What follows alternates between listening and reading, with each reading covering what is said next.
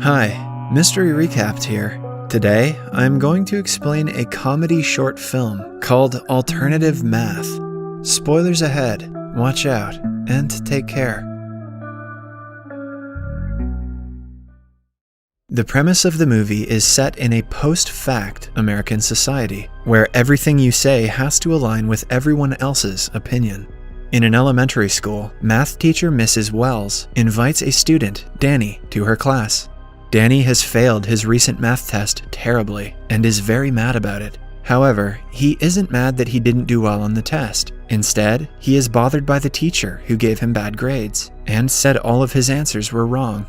Danny shows Mrs. Wells his answer sheet full of red markings and a big F on the top. The teacher calmly takes a look at his paper and explains that his answers are wrong. Seeing that the kid has written 2 plus 2 is equal to 22, it is clear that he is having some trouble with addition. Or maybe he's a goddamn genius. Being the good teacher that she is, Mrs. Wells asks the boy to not be upset because it is normal for kids his age to be confused by numbers. She explains that he is here to learn and that making mistakes is part of the learning experience. But by the look on Danny's face, her kind words went over his head. He expresses his confusion with a sassy "Nuh-uh" to his teacher's face. Mrs. Wells remains composed and asks him to look at the questions again. She points out his obvious mistake, but Danny seems to be uninterested. Mrs. Wells further explains that 2 plus 2 doesn't equal 22, because addition doesn't mean you can just put the numbers next to each other. You have to add them. As she explains how he can add the numbers, the kid scoffs and says that her method is stupid. The woman manages to suppress her frustration and tries giving him a practical example. She brings out 2 markers in each of her hands and puts them together, asking the kid how many markers she has in total. With all the sass he can gather, Danny replies that the answer is 22. Finally starting to get irritated, Mrs. Wells tells him he is wrong, and the obvious answer is 4. The spoiled kid pushes the box of markers off the desk and storms out of the classroom in anger. Mrs. Wells is left speechless by the kid's behavior, but she doesn't think much of it until the very next day when his parents come to her classroom with a complaint. At first, they introduce themselves politely and take a seat at Mrs. Wells's request. Before the parents can voice their concerns, the teacher assures them that there is nothing to worry about. She further adds that it is completely normal for kids like Danny to get frustrated when they are struggling with a subject, especially a subject like math, where they can hardly use their creativity. Danny's mother doesn't seem to be grateful for Mrs. Wells's kind words. After all, the apple doesn't fall far from the dickhead. She ignores everything the teacher says and asks why Danny is getting some answers wrong in her so-called test. Mrs. Wells is taken aback by the rudeness, but doesn't show it in her face.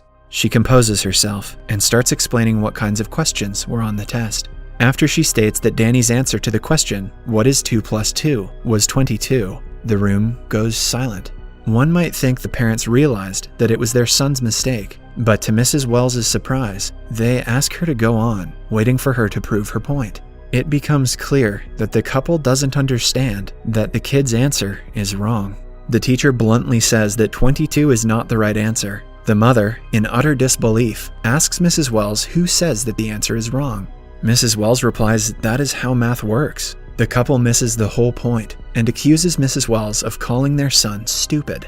The teacher explains that it was not her intention and that she is simply trying to correct his mistake. Things get heated when the dad starts to yell. He asks Mrs. Wells who she is to declare his son's answer is wrong and hers is right. Mrs. Wells is in complete shock at the stupidity of the couple. She tries to reason with them, stating that the answers are factual and they would never change. The mother acts like she understands Mrs. Wells's words, but then accuses her of being a Nazi and forcing absolute answers on her child. Confused by everything, the teacher bluntly asks the two if they know what 2 plus 2 equals. Instead of an answer, Mrs. Wells gets insults thrown at her. The father calls her a smart-ass tramp, then mocks her accent. Their politeness from a while ago vanishes into thin air as they get more and more aggressive. Still being respectful, Mrs. Wells tells them that she can no longer continue the conversation and shows them the way out. Danny's mother claims that they are going to complain to the principal, while his father shouts his son is a free thinker for saying the answer is 22. Before leaving, the mother threatens to get her kicked out of the job and calls her a bitch. Having had enough of the two, Mrs. Wells sarcastically shames them for not knowing what 2 + 2 is. The scene abruptly ends as the mother slaps Mrs. Wells on her face.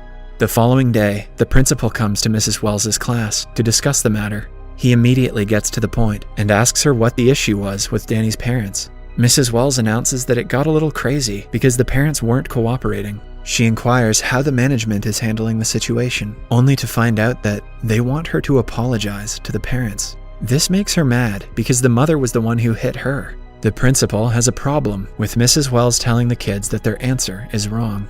A confused Mrs. Wells says that it is her job as a teacher to tell them when they make mistakes. However, the principal doesn't share the same view. He claims that the teachers should not ram their biased views down the students' throats because the students have their own opinions. In the new and modernized world, everything has to be politically correct. It is wrong to declare a kid's answer incorrect just because of your opinion. Mrs. Wells is left stunned. She claims that math cannot be biased because it is factual. The principal starts getting annoyed and says that Mrs. Wells's attitude is making the situation worse. He scornfully tells her that she is giving the children zero respect, which is against their school's policies. That day, a crowd of parents assembles in front of the school and protests against the teacher's absolute behavior. Mrs. Wells is shoved by the crowd, who asks her to stop undermining their kids' confidence. Some of them even demand that she apologize to the parents she offended by claiming that 2 + 2 is 4. Things get worse when they accuse her of hating children in general. Sensing the situation getting more serious, the school's superintendent and his council hold a meeting with Mrs. Wells. She nervously asks the board of men to wait for a week or two for the situation to blow over, but the superintendent claims they cannot wait because the parents are suing the school for emotional distress to a minor. Mrs. Wells exclaims that she only said 2 + 2 is 4, which shouldn't have caused this much trouble. The board members scoff at the comment and reply that she should admit the possibility of multiple correct answers to the same question. Mrs. Wells is in absolute disbelief. She knows that she is right, but the world seems to have changed to a weird place where every answer must be true and every fact is debatable. The principal accuses her of portraying everyone who disagrees with her as stupids. When Mrs. Wells stays put in her opinion, the board members suspend her and ask her to reconsider her extremist views if she ever wants to get her job back. The next day, Mrs. Wells packs up all of her belongings from the school and returns home. At night, she watches the TV and finds out that the scandal has made the national television. Many political leaders are debating if 2 + 2 = 22 or 4. The media exaggerates the news and calls Mrs. Wells an activist who was caught abusing a kid's First Amendment rights. She is being called a liberal elitist for saying that 4 is the definitive answer to the simple question. Some even belittle Mrs. Wells for not keeping the students in her class for more than a year, to which Mrs. Wells angrily says it's called graduating. While she is watching the news, annoyed at the stupidity of the reporters, she gets a call from the school. The principal informs her that she has officially been fired. He also asks her to come by the school the next day and requests that she stop radicalizing the students. The following day, Mrs. Wells goes to school for the last time. As she walks through the entrance, she is greeted by a group of reporters patiently waiting for her. The school has invited them to prove they do not support Mrs. Wells's extremist view and to make it clear she is no longer their employee. Before officially signing the papers and ending her contract with the school, the principal says he will pay her the monthly salary for the last 2 terms. The salary rounds up to $2,000 for the last month and $2,000 for this one. The principal says that is $4,000 in total, but at last, Mrs. Wells claps back and claims it is actually $22,000. The movie ends as the principal awkwardly looks towards the reporters and back at a smiling Mrs. Wells. Subscribe for more videos like this, turn on notifications, and leave a like to help the channel out. Thank you for watching.